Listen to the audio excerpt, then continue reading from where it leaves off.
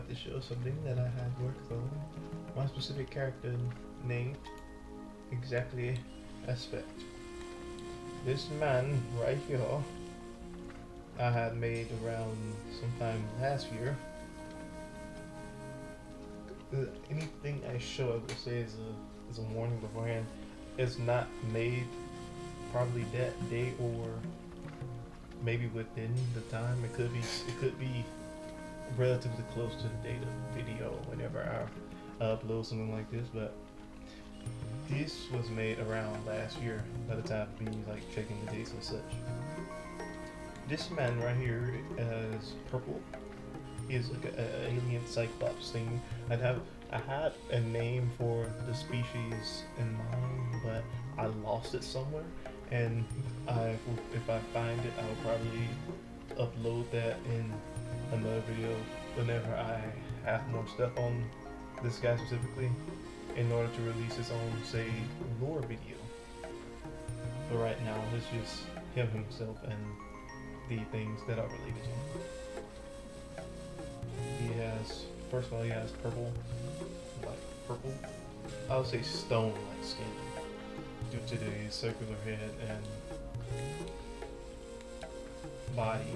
This is more of the body being separate in fragments and such is more of a limit to the time of me when I was making him specifically, because you can kind of see I kept everything low poly and simple. So his hands are 3 digits, thumb and 2 fingers, and he also has 2 wristbands, or you could say like, I guess the best thing to call them would be like wristbands like this. But they have like weird gemstone structures on the inside that I spent a decent bit of time making, because I remember when I first made this, it did take me like a process of 3 weeks, because I will say I was fresh off of doing the Blender tutorial at that time. It was the first time I ever tried. I did the Blender tutorials back in 2020, and the only reason why I stopped was due to the system limitations and things. But as you can see, it kind of glows, and what his eye will also glow more, as you can see, kind of like that purple, that magenta bit. Anything in Blender that has like a glowing effect, emissive and such, are purely like solid colors with no shadows or anything on it, due to the nature of them putting off light and such.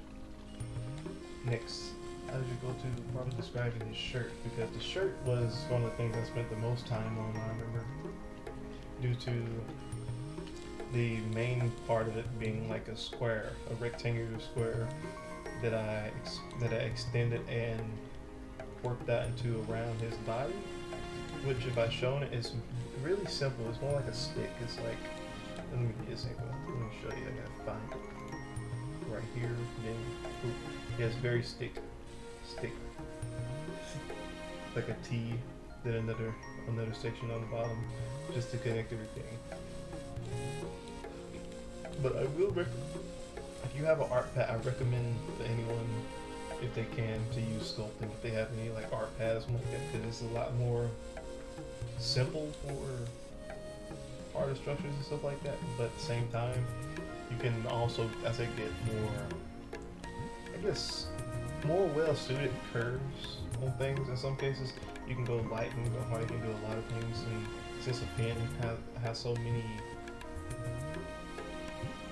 types of, it has a lot of, instead of your mouse just having on and off, it has tactile precision, so you can put this much pressure and it'll do something different than pressing on it with all your freaking weight and stuff like that, like how it would act if you were just using a mouse and just clicking on it, which gets annoying when you try to do sculpting if you do it that way. So I recommend doing that, and if you don't have that, just go straight for it. So I would just say mess around and find out.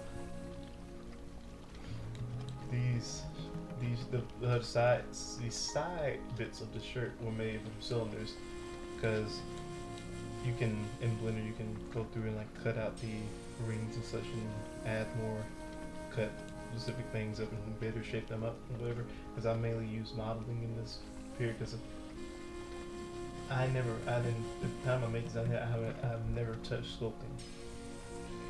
It's, sculpting is very specific in some situations, while modeling is, I mean, technically modeling itself is more specific, but you can do a lot of things.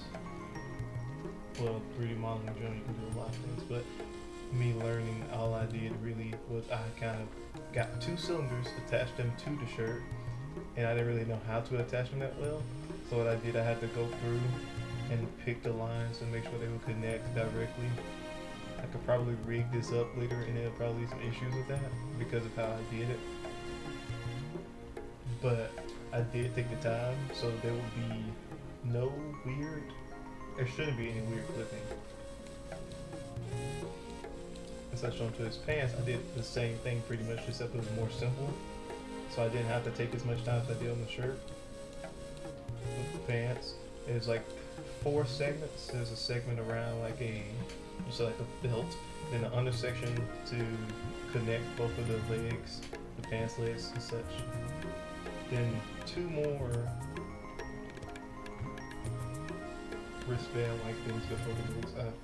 I don't really know the best word what you would call something like that, but it is more Egyptian based due to the gold color that I gave him, and I did that mainly because it's purple skin color, thinking about some like Anubis and such.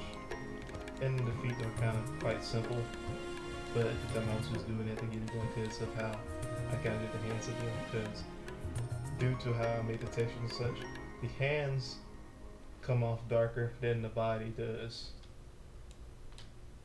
And guys, that's like this little cat kid. I don't know why I didn't think to give him hair at the time, but him specifically, he has this little cool like fluff donut hat thing that he always wears. And he also has a weapon specifically, because he is a, though I probably go into, like I said, go into it more in a different video. He is a mage, a very powerful one in the world I thought of. And that weapon would be Krek, his oversized battle mage hammer specifically. It is only useful to those that have knowledge in the magical field and such, which I will probably further expand upon later. As you can see, it has a very crystal-like rough head, blocky mainly to appear more like a hammer that was carved out of gemstone per se, because I did keep things low poly. It got 2 main grips, though I would say from my point of view, like aspect as a character and stuff like that, he probably only uses one hand, so he can use the other for energy, magic, other purpose, dual casting spells and such. Because I would say some of it did, I was mainly inspired from games like Skyrim and Risk of Rain 2.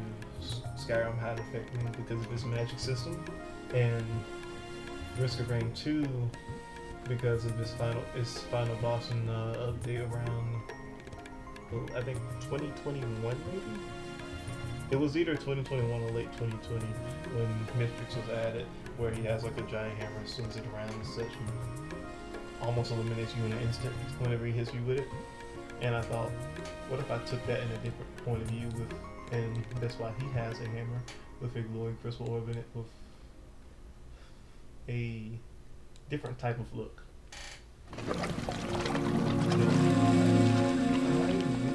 Love the idea of oversized hammers. I'll probably expand upon those as well in a different video, but in just this one, you can, if I explain the shapes, like this is more like an exhaust. These are like charging the hammer with fire. You can imagine, like, say it flying like a missile per se. Like imagine how Thor throws his hammer, if you know Thor as a character from Marvel. or you could say the front is like a nozzle, so you could also blast from that area with something else like an elemental discharge. So like you could throw it, flinging it with fire from the back of it to hit somebody with an electric discharge from the front to stun them, or I guess shock them to death, cooking them from the inside out. Well, it's just a simple situation. I haven't planned out the exact way he would fight, but it would be he is more of a, you would say, a top tier character, mainly because of his standing and such, with his knowledge and things. If I had to give a general comparison and such like that, I would probably put, like, in my own ideas, Aspect is more of a Doctor Strange with his own fighting techniques. But that is where I will leave it here to further come back to on a later date and add more to it. So I hope you enjoyed listening to some of these simple, I guess simple but wacky ideas to further explain some of these things. Because this hammer though, I would probably one day love to make a Risk of Rain 2 mod. Though I'll probably remake this, maybe even redesign this, and freshen up on C# again in order to do that. But first I gotta get my memory issue problem solved and such, but if I do that, I will most likely make a video on it. So I'll see you in the next one.